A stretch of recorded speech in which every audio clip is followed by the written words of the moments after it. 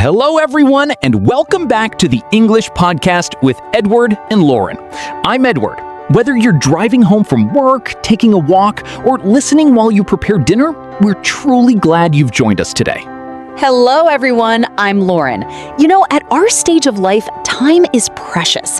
That's why we focus on practical, high-impact ways to improve your English, the kind that actually fits into a busy adult schedule. Last week, I spoke with a friend who's been learning English for several years. She said, I know the vocabulary, but when someone speaks to me, my mind goes blank while I translate. That moment is exactly why we created today's episode. We're going to talk about how to stop translating in your head and start thinking directly in English. This single shift can dramatically improve your confidence in conversations, at work, and in daily life. By the end of this episode, you'll understand why translation slows you down, how to rewire your thinking, and you'll have practical strategies you can begin using immediately. Before we begin, if you find this helpful, please subscribe and leave a comment. We read every one. And here's our first question for you. When you hear spoken English, do you still translate it first in your mind? Yes or no? Tell us below. All right, let's get into it. Okay, so let's start from the very beginning. What does it actually mean to think in English? Because I know when I first heard this advice, just think in English. I thought, how? How do I do that? It sounds impossible. Same. I remember someone told me that and I thought, okay, great advice, but where do I start? Right. So let's break it down simply. When most beginner learners hear or read English, their brain does this. English word, translate to home language, understand, translate back to English, speak. That's 4 steps just to say one thing.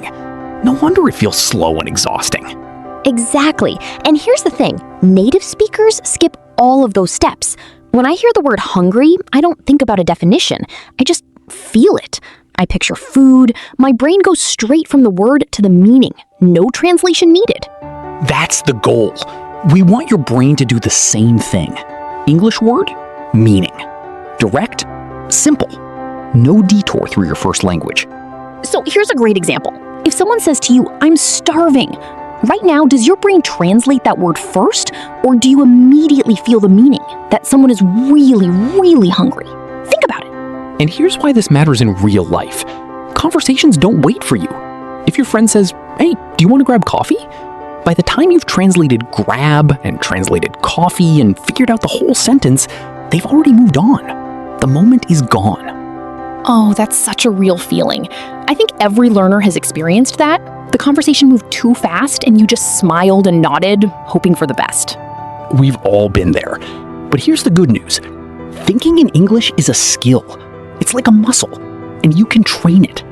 You don't need to be fluent to start. You can start right now at your current level. So, how do you train your brain? First, start with simple words. Don't try to think in English with complex sentences right away. Just replace small words in your daily thoughts.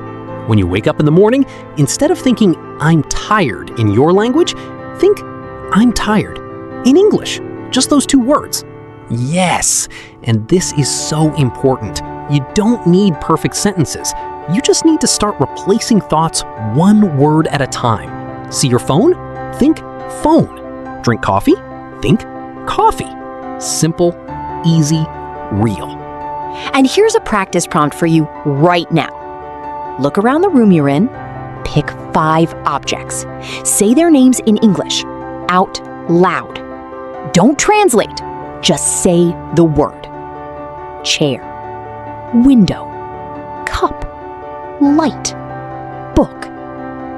Can you do that? Try it right now.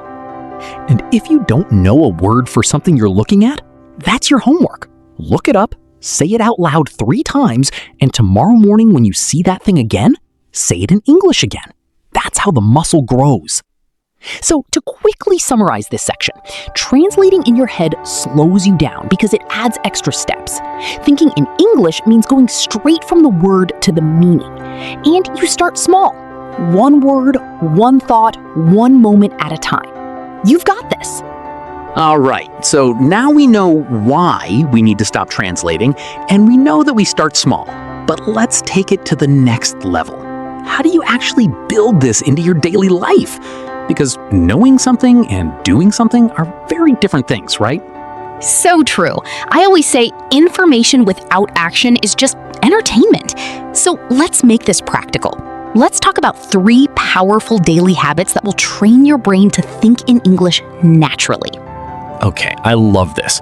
So the first habit, and this one is my personal favorite, is the English commentary habit. It sounds fancy, but it's so simple. All you do is describe what you're doing in English as you do it, like a sports commentator, but for your own life. Oh, I love this one. So, for example, you're making breakfast, and instead of just doing it silently in your head, you think, I'm opening the fridge, I'm taking out the eggs, I'm turning on the stove. Simple present continuous sentences. I am doing this, I am doing that. And the beautiful thing is, you don't need to say these things out loud. Just think them. Let your brain form the English sentence first before you even speak. And then over time, it becomes automatic. The second habit, and this one is a little different, is called English dreaming. Now, I don't mean you literally force yourself to dream in English. What I mean is, before you go to sleep, spend 5 minutes replaying your day in English. Today, I went to work, I had lunch with my friend, she told me something funny. Just simple sentences about your day. Yes, and this is very informal. It doesn't need to be perfect. It's just for you. Think of it like a diary in your head. Nobody's grading you. You're just practicing. And the third habit, this one is very powerful, is to change your phone and social media to English. I know, it feels uncomfortable at first, but here's why it works. Your phone is the thing you look at more than anything else. If every notification, every menu, every button is in English, your brain starts to absorb English automatically without even trying. So let's compare these habits, formal versus informal. Formal practice is like sitting at a desk with a textbook. That's great. But informal practice, the English commentary, the night review, the English phone, that happens all day long, and it adds up to so much more time. Exactly. 30 minutes of formal study plus 6 hours of informal English exposure throughout the day, that's a completely different result. Okay, here's a quick challenge for you. Write in the comments, which of these 3 habits will you try first? The English commentary, the evening review, or switching your phone to English? Tell us, we are so curious. And here's a tip, don't try all 3 at once. Pick one habit, do it for 1 week, just 1 week, then add another. Small steps lead to big changes. And one more thing. When you can't find the English word for something, don't switch back to your language. Describe it instead.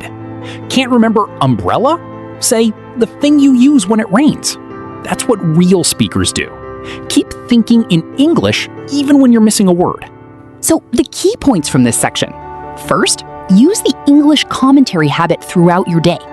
Second, review your day in English before sleep. Third, change your environment to English. And always keep your brain in English mode, even when it's hard. You're building a new habit, and that takes courage. Okay, so we've talked about thinking in English and building daily habits. Now let's talk about the moment that really matters, when you have to actually speak. Because there's a big difference between thinking in English quietly in your head and producing words in real time when someone's talking to you. Oh, this is the scary part for so many learners, isn't it? The conversation is happening, someone asks you something, and suddenly your brain goes blank. Or worse, it starts frantically trying to translate and speak at the same time, and everything comes out wrong. Yes! So here's what's actually happening in that moment. Your brain is trying to do too many things at once. Translate the question, form an answer in your language, translate that back to English, and check the grammar, all in a second. No wonder you freeze. So the solution is this. You need to have ready phrases in your English brain, little pre-built pieces of language that your brain can grab instantly without thinking. We call these chunks. Think of it like a toolbox. A carpenter doesn't design a brand new hammer every time he needs to hit a nail. He already has the hammer. He just reaches in and uses it. You need English chunks in your toolbox. Here are some examples of super useful chunks that every beginner should have ready.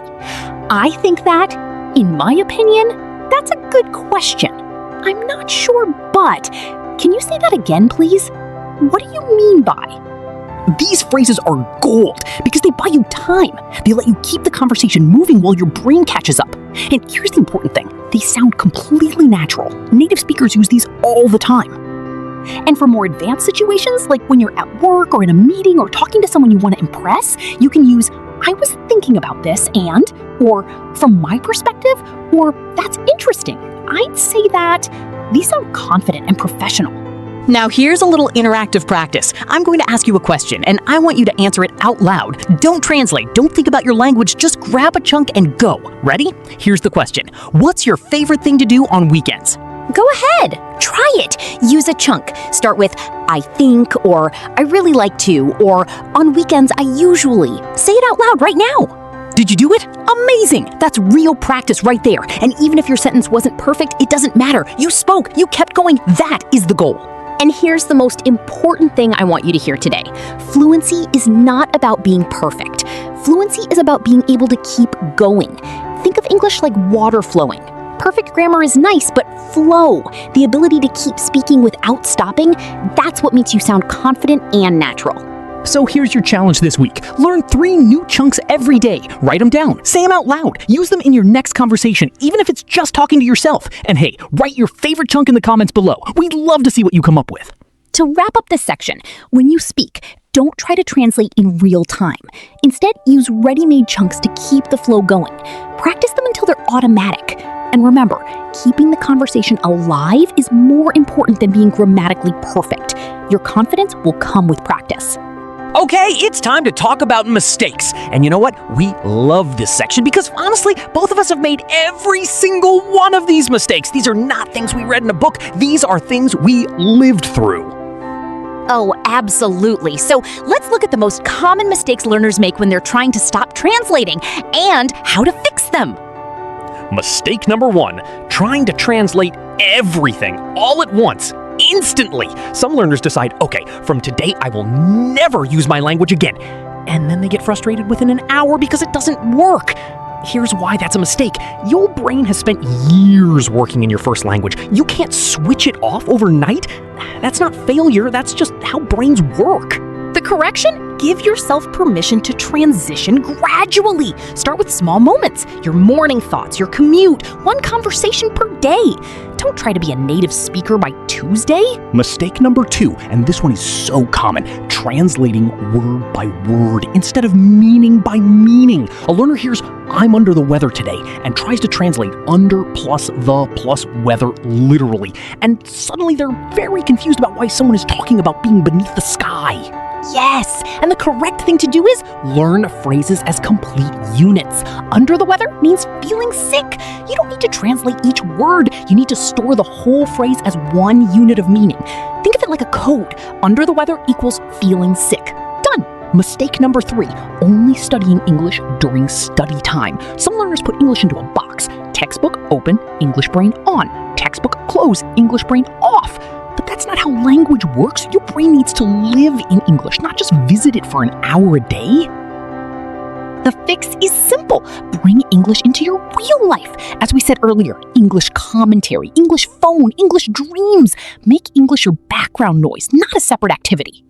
Mistake number 4, and this one makes me laugh because I did this so much, is speaking perfectly in your head, but freezing when it's time to actually talk. You rehearse the perfect sentence in your mind, but then when you open your mouth, nothing comes out.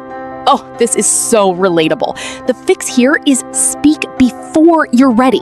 Yes, really. Speak with mistakes, speak with gaps, say and you know? Real conversation is messy. The more you practice speaking, even imperfectly, the faster your brain will stop freezing. And here's a practice prompt for this one. Right now, pause this podcast. Speak out loud for 30 seconds about your morning. Where did you go? What did you eat? What did you see? Just 30 seconds. Out loud in English. Don't think, just talk. And hey, mistakes are not the enemy. Mistakes are proof that you're trying. Every mistake you make in English is data for your brain. Your brain learns from mistakes faster than from perfect performance. So please make mistakes proudly. They are your best teachers. All right, it's time for everyone's favorite part, interactive practice. This is where we challenge you. We call this Choose the Correct Way. I'll give you 2 options and you pick the one that helps you think in English more naturally. Ready? Let's go! Situation 1. You want to understand a new English word you just heard. Option A, stop the conversation, look up the word in your language dictionary, read the translation, and continue. Option B, listen to how the word is used in context, try to guess the meaning from the situation, and keep the conversation going. The answer is B, and here's why. When you stop to translate, you break your flow and you break the other person's flow. Guessing from context is how children learn language. It's how native speakers learn new words too. Your brain is smarter than you think. Trust it. Situation 2. You're trying to describe something but you can't remember the word. Option A, stop speaking, switch to your language to find the word, translate it, and then continue. Option B, describe the thing in English using words you already know. Option B every time. If you can't remember escalator, say the moving stairs in the shopping mall. If you can't remember receipt, say the paper they give you after you pay. Describe it. Keep going. That's real language. Situation 3. You have 5 minutes of free time. Option A, watch a video in your own language. Option B, watch a short English video, even without subtitles, just to hear the sounds and rhythm of English. Option B is better for your brain. Even if you don't understand everything, your brain is absorbing English patterns, rhythms, and sounds. That's passive learning, and it's powerful. Now here's your challenge, and we really want you to do this one. Write your own English sentence in the comments about what you did this morning. Don't translate, don't write in your language. Just write, "This morning I," and finish the sentence in English. Whatever you did, coffee, shower, commute, anything, write it below. And remember, there is no perfect answer. The goal is not perfect grammar. The goal is real communication. A sentence with one small mistake that you actually said is worth 1,000 perfect sentences that stayed silent in your head. Say it, write it, use it. That's how language grows. We covered a lot today. Remember, stop translating, start thinking directly in English, use daily habits, and rely on useful phrases. You don't need to be perfect. You just need to start, one thought at a time. Tomorrow morning, try narrating your first cup of coffee in English. Small steps. Thank you for listening. If this episode helped you, please subscribe, share it with a friend, and leave a comment about what you'll try tomorrow. We read every one. You're doing important work learning English at this stage of life. We respect that effort. Keep going. We'll see you next time.